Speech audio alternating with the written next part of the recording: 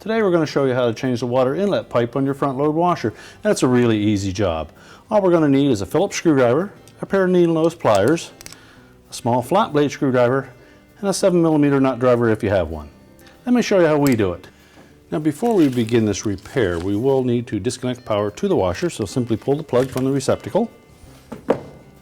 And next we're going to remove the back of the control panel. There's 3 Phillips screws that hold it in position. And we can just roll that back and unsnap it from the back of the control panel, and we'll set that aside. Next we'll need to remove 3 screws that are across the back of the top panel, and using a 7mm nut driver we'll pull those screws out, and then we can just pull that panel back about an inch, and then we can lift it up and then set it back out of the way. That gives us access to the screws that secure the console to the cabinet. Now our next step will be to remove the soap dispenser, so just pull it out and then reach in and depress the tab that holds it in position, and then slide it out.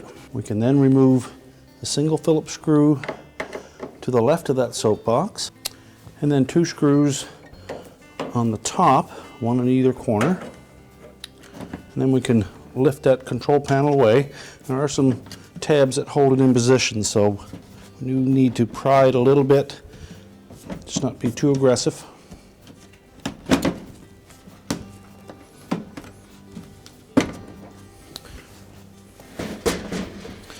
And there are 2 tabs that go through the back plate on that control panel. We need to depress those to unlock it. Then we can just roll that panel up and out of the way. Now that will give us access to the 2 screws on top of the front panel.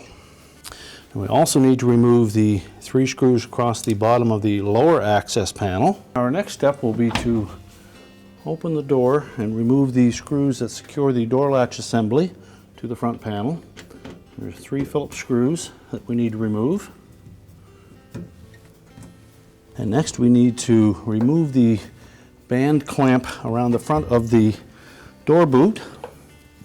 So with a pair of needle nose pliers, if you look right at the very bottom, you'll see a spring with a hook on each end of it. So we can grab hold of that wire and then stretch that spring enough that we can roll the clamp out of the groove in the door bellows or door boot, and then remove it. Now we can roll the bellows away from the front panel and just tuck it into the opening so that it's completely detached.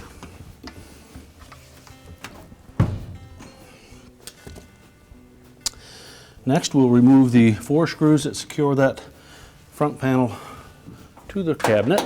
We'll take the top 2 out first, and then while supporting the weight of the front panel, we'll remove the bottom 2 screws.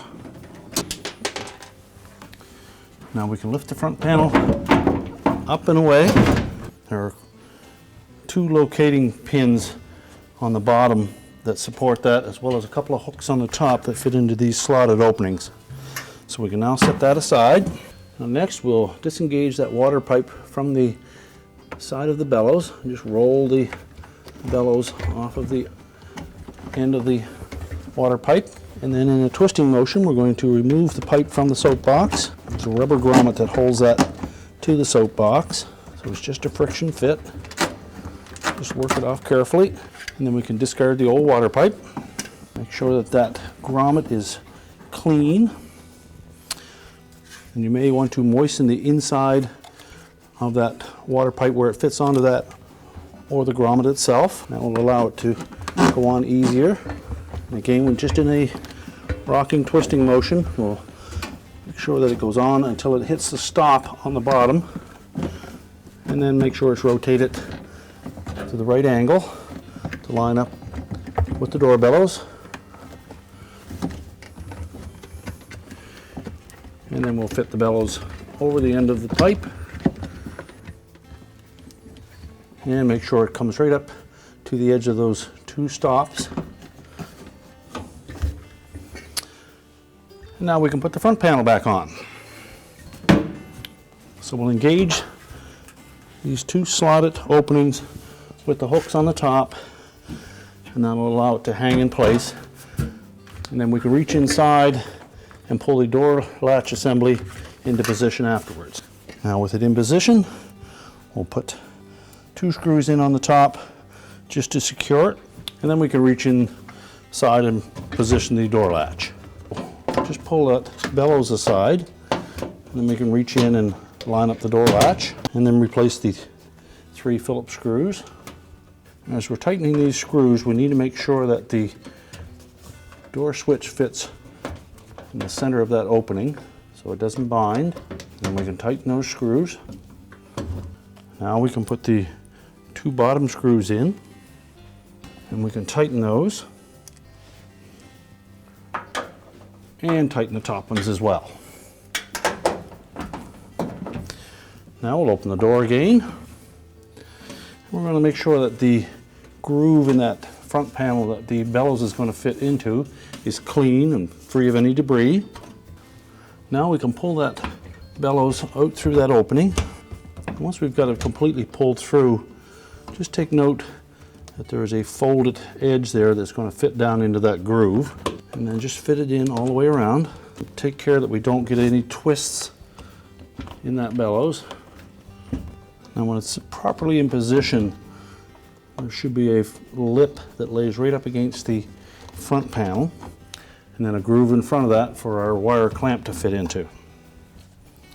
So we'll position that wire clamp so that the spring will be on the bottom, and we can just start it somewhere near the top, and then fit it into that groove, far around as we can get it. And then with our needle nose pliers, we're just going to grasp the very end of that wire band where it connects to the spring. We're going to pull it towards us so that we stretch the spring and keep it in tight to the front panel. And then we can just rotate that wire into the groove. Check to make sure we didn't put any twists in it. And now we can put the lower access panel on and the control panel. So we'll fit that lower access panel in underneath the bottom lip of the front panel. Make sure it fits up nice and tight. And then we'll put the center screw in first, and then the 2 outside screws. Now with those replaced, we can tilt the machine back just enough to pull those temporary blocks out.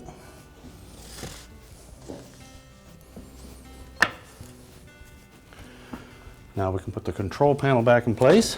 Now when installing the control panel, we'll need to make sure that we have this locking tab on the bottom lined up in that rectangular slot. There's a locating pin right beside it, and then another locking tab over on the right hand side. We also need to make sure that we engage these 4 tabs across the top into the rectangular openings on the top of that metal frame. So we'll hook those in first, across the top. We'll rotate it down into position, press it in so that those 2 tabs lock, and then we'll replace the 1 Phillips screw next to the soapbox. And we can replace the soapbox, line up the 2 rails with the appropriate sides, check to make sure it locks, and then we can replace the top panel and the rear cover. So we'll next put the 2 screws in on the top of the control panel housing. That'll secure it to the cabinet, and then we'll slide the front panel into position, lift it up over that lip on that control panel housing until it sits flat. And there are some keyhole slots that will lock that into position as we push it forward. And we can replace the 3 screws across the back.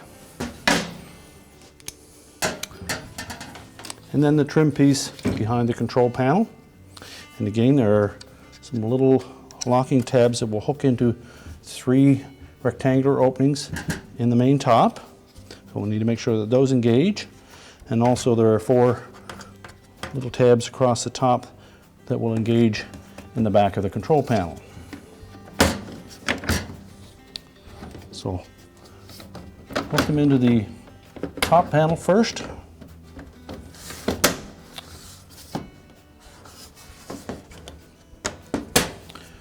And then press it into the back of the control panel. Install the 3 screws. We can now push the washer back into position.